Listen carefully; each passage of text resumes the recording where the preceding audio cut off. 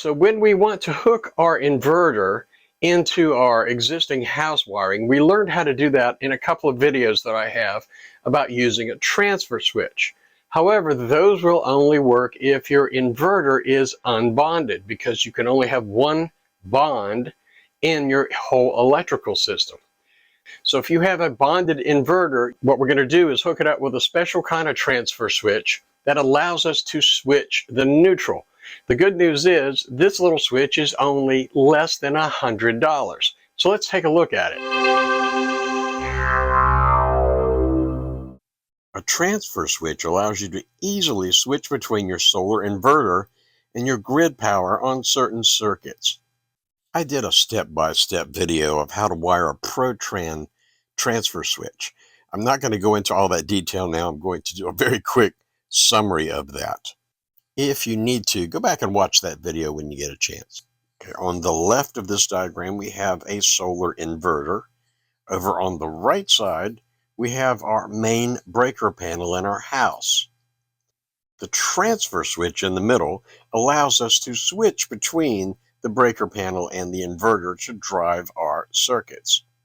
When we're running on the grid, the power comes from the breaker through the transfer switch, powers the outlet, then returns on the neutral to complete the circuit. When running on the solar inverter, power comes out of the inverter, travels down the existing neutral back to the inverter to complete the circuit. The neutral wire from the inverter is connected to a wire coming from the neutral bus bar in the main panel. Right here, we just simply wire nut those two cables together. In the main breaker panel, we have our neutral ground bond. And since we can only have one neutral ground bond, the inverter must be unbonded to use this type of a transfer switch. And most of the transfer switches that are out there are of this type. So if our inverter is bonded, then we have to use a special transfer switch. That way we will not end up with two ground to neutral bonds in our system. The transfer switch must use a double pole, double throw switch.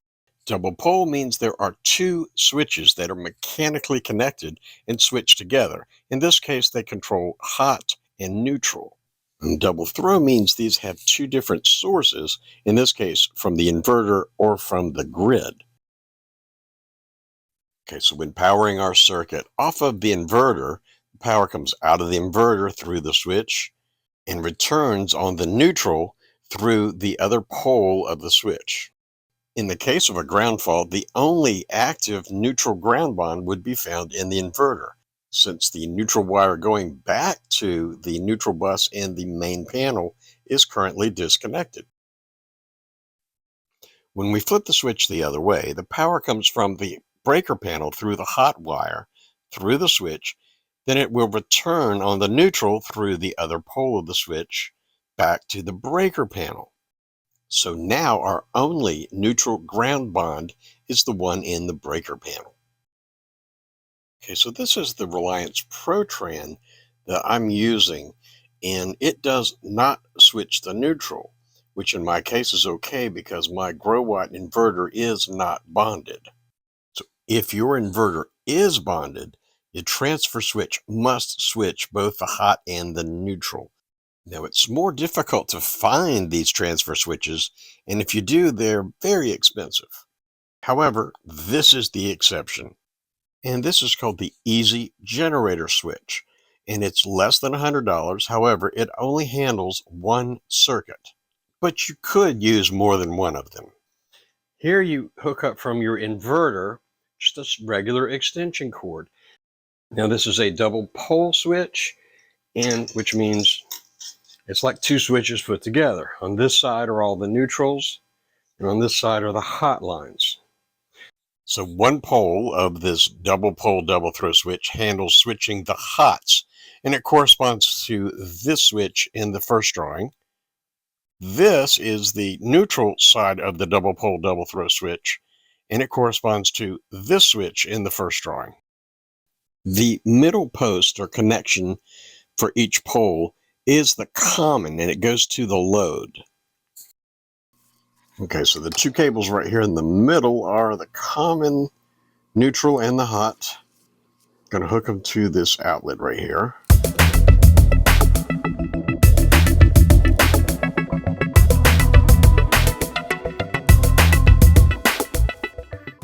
When your switch is in generator mode, these two connections come down from your inverter through the plug we showed you. Here you hook up from your inverter just a regular extension cord.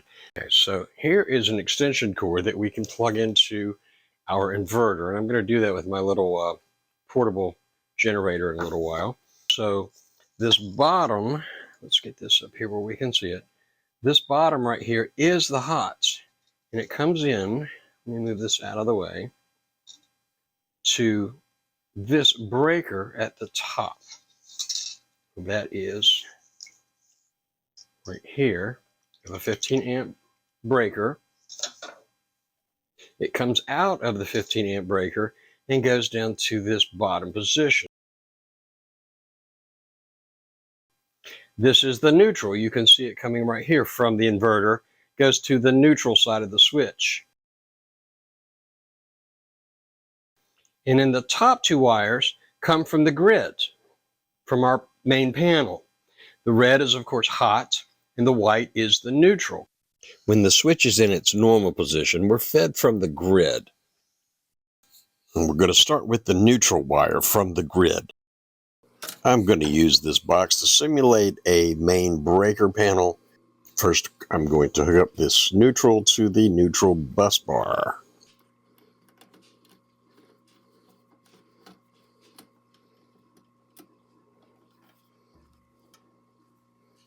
Next would be the hot wire from the grid.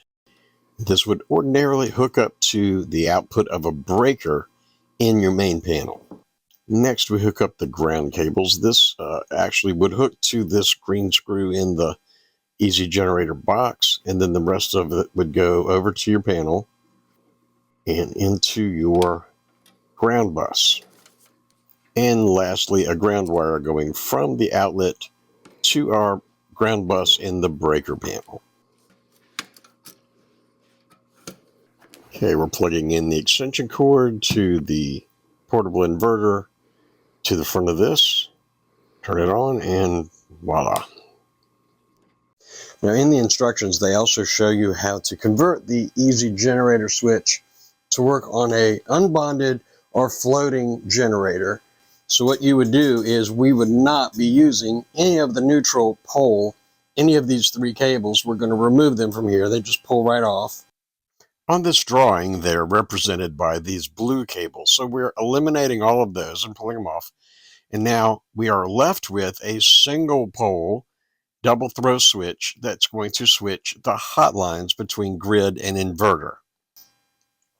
You're also going to remove this white one from the plug right here and take one of the long ones that you just removed, cut the end off of it, and insert it in here. The neutral will now come from here and go straight to your neutral bus bar.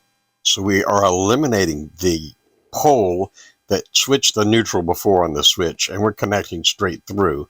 So the neutral coming from our inverter through the plug is now connected to the neutral bus bar.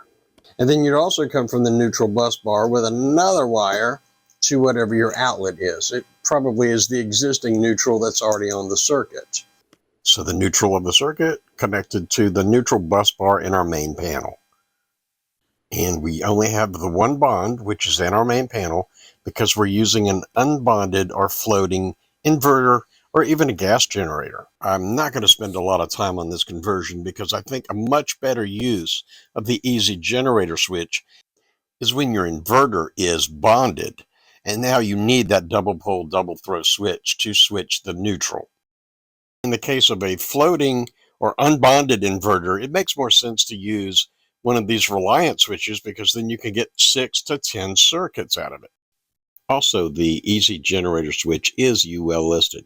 Anyway, if this is something that can help you in your situation, I'll leave a link to it down below. That wraps it up for this video. See you in the next one.